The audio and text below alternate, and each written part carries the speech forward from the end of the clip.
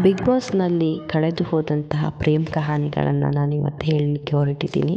Big Boss season 2ನಲ್ಲಿ ಆದಿ ಲೋಕೇಶ್ ಹಾಗೆಯೇ ನೀತು ಶೆಟ್ಟಿ ಇವರು ತುಂಬಾ ಕ್ಲೋಸ್ ಆಗಿದ್ದರು. ಆನಂತರ ಸೀಸನ್ 1ನಲ್ಲಿ ತಿಲಕ್ ಶೇಖರ್ ಹಾಗೆಯೇ ಶ್ವೇತಾ ಪಂಡಿತ್ ಇವರು ತುಂಬಾ ಕ್ಲೋಸ್ ಆಗಿ ಮೂವ್ ಆಗ್ತಾ ಇದ್ರು.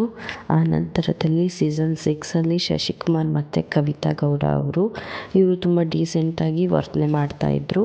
ಆ ನಂತರದಲ್ಲಿ ಸೀಸನ್ 5ಅಲ್ಲಿ ಚಂದನ್ ಶೆಟ್ಟಿ ಮತ್ತು ನಿವೇದಿತಾ ಗೌಡ ಇದು ಮದುವೆ ತನಕನೂ ಹೋಗಿತ್ತು. ಆಮೇಲೆ ಡಿವೋರ್ಸ್ ಆಯಿತು.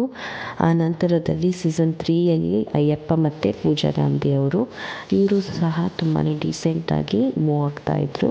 ಅದಾದಮೇಲೆ ಸೀಸನ್ 4ಅಲ್ಲಿ ಭುವನ್ ಮತ್ತು ಸಂಜನಾ ಜೋಡಿ ಇವರು ಅಷ್ಟೇ ತುಂಬಾ ಚೆನ್ನಾಗಿ ತೋರಿಸಿದ್ದಾರೆ. ಆ ನಂತರದಲ್ಲಿ ಸೀಸನ್ 5ಅಲ್ಲಿ ಕಾರ್ತಿಕ್ ಜಯರಾಮ್ ಮತ್ತು ಶ್ರುತಿ ಪ್ರಕಾಶ್ ಇವರು ಚೆನ್ನಾಗಿಯೇ ಒಂದು ಎಂಟರ್ಟೈನ್ಮೆಂಟ್ ಕೊಟ್ಟರು. ಆ ನಂತರದಲ್ಲಿ ಸೀಸನ್ 7ನಲ್ಲಿ ಶೈನ್ ಶೆಟ್ಟಿ ಮತ್ತು ದೀಪಿಕಾ ದಾಸ್ ಇವರು ಚೆನ್ನಾಗಿ ಕ್ಲೋಸ್ ಆಗಿದ್ದರು. ಆ ನಂತರದಲ್ಲಿ ಮದುವೆ ತನಕ ಹೋಗುತ್ತಾ ಅಂತ ಮಾಡಿದ್ವಿ, ಆದರೆ ಅವರು ಅಲ್ಲಿಗೆ ನಿಲ್ಲಿಸಿದ್ದಾರೆ. ಇವರು ಒನ್ ಆಫ್ ದಿ ಬೆಸ್ಟ್ ಒಂದು ಕಪಲ್ಸ್ ಅಂತಲೇ ಹೇಳ್ಬೋದು. ಸೀಸನ್ 8ಅಲ್ಲಿ ಅರವಿಂದ್ KP ಮತ್ತು ದಿವ್ಯಾ ಉರುಗಡ ಆ ನಂತರದಲ್ಲಿ ಸೀಸನ್ 8ಅಲ್ಲಿ ಮಂಜು ಪಾವಗಡ ಮತ್ತು ದಿವ್ಯಾ ಸುರೇಶ್ ಇವರು ಸಹ ಹೊರಗೆ ಬಂದ ಮೇಲೂ ತುಂಬ ದಿನ ಜೊತೆಯಾಗಿ ಓಡಾಡಿದರು.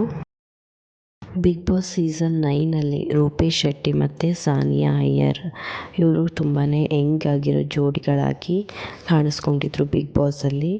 ಆ ನಂತರದಲ್ಲಿ ಸೀಸನ್ 9ನಲ್ಲಿ ಮತ್ತು ರಾಕೇಶ್ ಮತ್ತು ಅಮೂಲ್ಯ ಸಹ ಒಂದು ಕ್ಲೋಸ್ ಆಗಿ ಒಂದು ಲವ್ಲಿ ಬರ್ಡ್ಗಳ ಥರ ಕಾಣಿಸ್ಕೊಂಡಿದ್ರು. ಆ ನಂತರದಲ್ಲಿ ಸೀಸನ್ 10ರಲ್ಲಿ ಕಾರ್ತಿಕ್ ಮಹೇಶ್ ಮತ್ತು ಸಂಗೀತಾ ಶೃಂಗೇರಿ ಇವ್ರನ್ನಂತೂ ತುಂಬಾ ಚೆನ್ನಾಗಿ ಜನರು ನೆನ್ಪಿಟ್ಕೊಂಡಿದ್ದಾರೆ. ಚೆನ್ನಾಗಿ ಎಂಟರ್ಟೈನ್ಮೆಂಟನ್ನು ಇವ್ರ ಜೊತೆಯಾಗಿ ಕೊಟ್ಟಿದ್ದಾರೆ.